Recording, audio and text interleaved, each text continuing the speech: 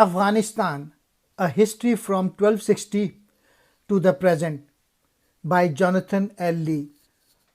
Located at the intersection of Asia and the Middle East, Afghanistan has been important for thousands of years.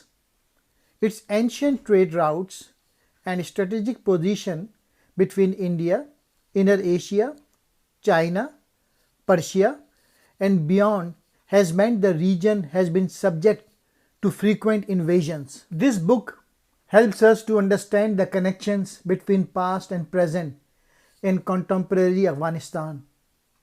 Ahmad Shah Durrani, from 1747 to 1772, who is considered as the founder and first king of an independent Afghanistan.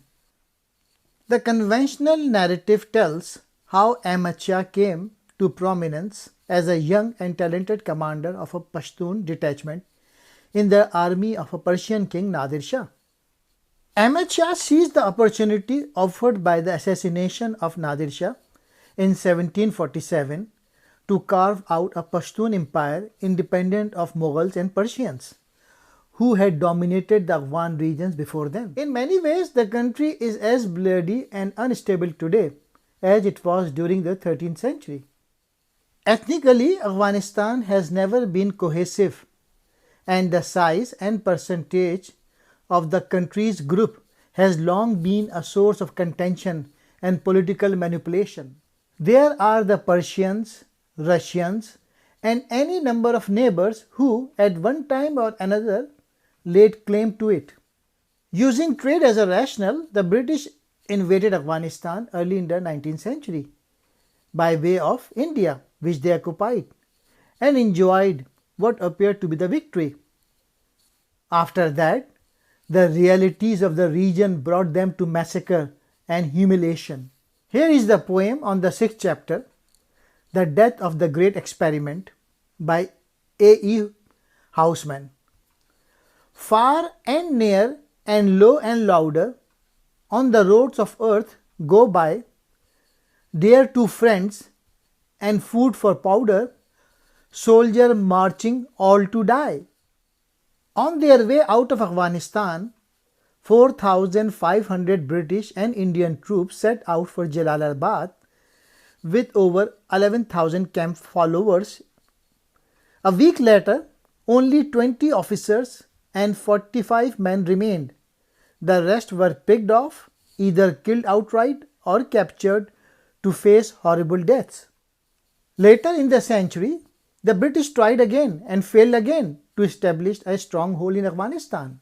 This book takes us through the Soviet invasion in the 1980s and the reasons for it. Lee also described the bitter Soviet experience and the decision to leave after thousands of their soldiers were killed. Afghanistan is the 40th largest country in the world by area, making it slightly larger than France and somewhat smaller than Texas. Afghanistan population in 2016 was 28.6 million. There are between 40 and 50 languages in Afghanistan belonging to 7 separate linguistic groups. Pashtuns, also known as Afghans or Pathans, the largest ethnic group in the country. Pashtuns make up only about 1/3 of Afghanistan population. There are more Pashtuns in Pakistan than in Afghanistan.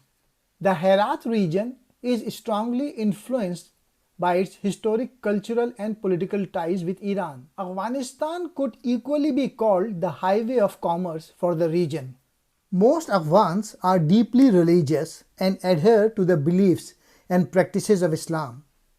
The majority of Afghans are Sunnis, but the country has a sizable Shia and Ismaili minority.